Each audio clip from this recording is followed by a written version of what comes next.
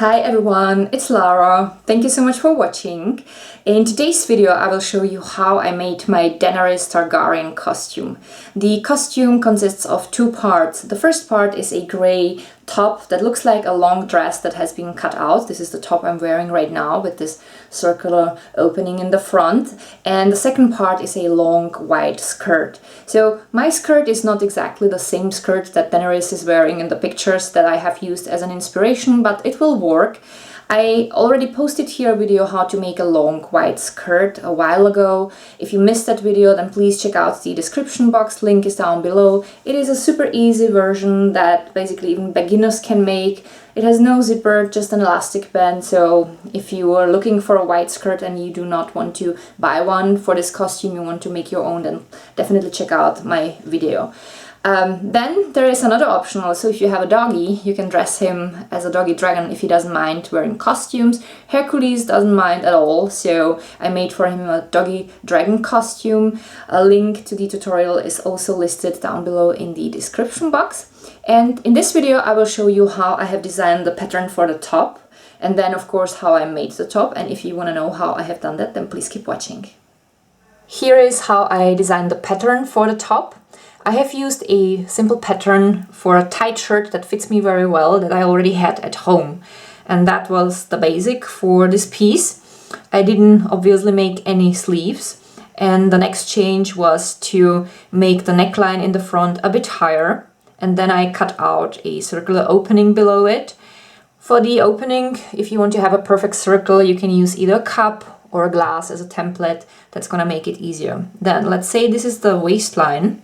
I measured the distance from my waist to the ground. So in the back, let's say this is the line where the ground is. I made it a few inches longer in the back, and I made it a bit curved because I think that Daenerys' top is also a bit longer in the back. And for the front part, I just cut it out in a bell curve shape. And the lowest part would be where the ground is. So this is the basic idea.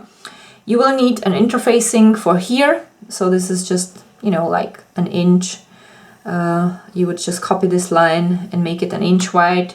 And you would do the same for the back and also for the circular opening. So this is how your interfacing for the circular opening is going to look.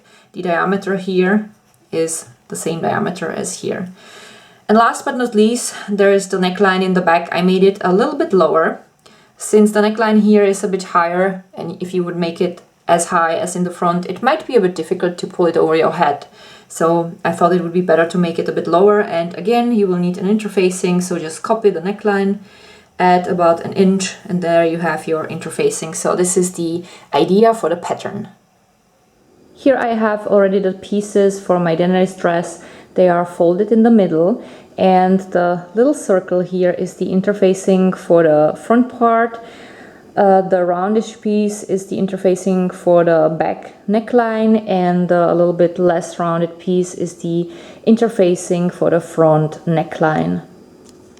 I have already ironed on all of those small pieces the iron-on interfacing in order to make it a little bit stiffer so that it will keep shape later.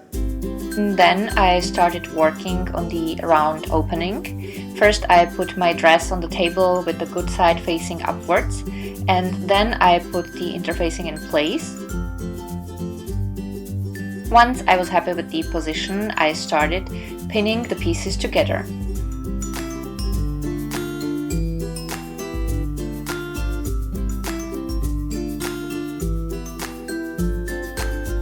Once the interfacing was pinned in place, the top part of my dress looked like this, and then I have sewn it in place with a regular straight stitch.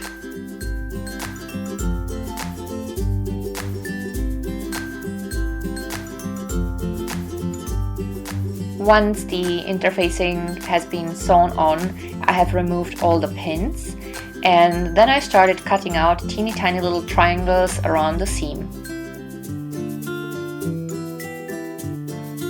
This step is very important whenever you have an interfacing with a really round shape, because it helps you keep the line straighter and smoother and nicer once you turn the fabric over. The distance between the triangles is supposed to be something around half an inch, sometimes an inch if the line is a bit flatter.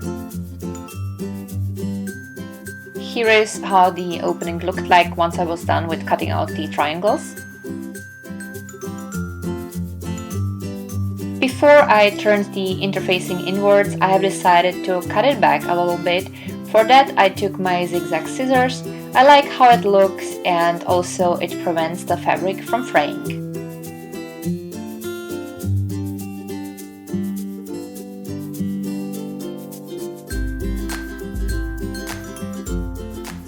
Once I was done, it looked like this. And as a next step, I have turned the interfacing inwards. I pinned it in place, and as always, I kept the pins at right angles so that I could keep them in the fabric while sewing.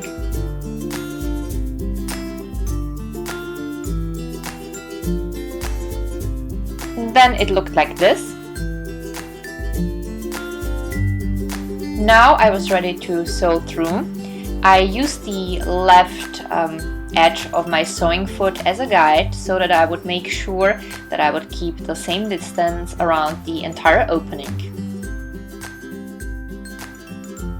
Here for this step, I definitely recommend sewing very slowly. Sometimes it's even good to stop shortly and to lift the foot and to adjust the fabric so that you make sure that the line that you're sewing is going to be nice. Once I finished the round opening, I was ready for pinning the front and the back part of the dress together.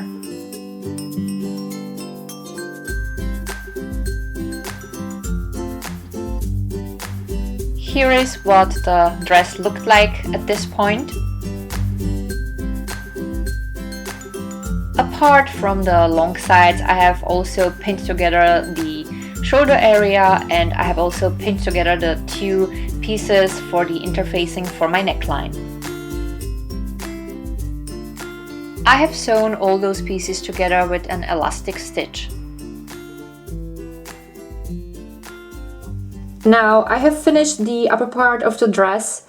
Around the armholes I have simply folded the fabric inwards. I have pinned it in place, and then I have sewn it through with an elastic zigzag. This is basically the easiest way how to do this, and it works fine as long as you have a stretchy fabric.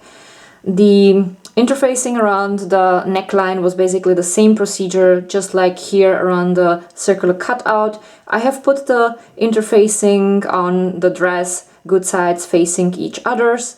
Then I have pinned it in place, I have sewn it on. Then I have turned the fabric inwards, and I have sewn through with also the elastic zigzag. If you do not like the elastic zigzag, you can use here a straight stitch, but I definitely recommend using a stretchy stitch around the armholes. As a next step, I have put the dress on just to make sure if this line is at the right place. I have compared my dress with the picture of Daenerys that I was using as an inspiration. I figured out it was too long, so I could cut it back a little bit. And now all I have to do is to make some kind of edging around the bottom line. So there are several possibilities. Either you simply fold the fabric inwards, then you pin it in place, and then you use also the elastic zigzag just like I have used here on the top of the dress, or you can use a bias tape, which I would not recommend because that would be too stiff. Or a third possibility is to use a simple zigzag that is a little bit more dense, and while sewing you will stretch the fabric out and it is going to create a nice frilly ruffle kind of thing, kind of edge, which I like personally, but if you don't like that, you can just simply fold the fabric over and that would work too. One thing you have to consider if you want to use the technique of folding the fabric inwards, you definitely need to account for the seam allowance. If you're going to make the fluffy, frilly zigzag thingy like I'm going to do, then this would be the exact length of the dress. So this is how it looks like when I'm finishing the edge, so you can see that I'm stretching the fabric out. As I have already mentioned, I'm using a very dense zigzag, much denser than you would normally use when you just saw through. And here is what it's going to look like at the end.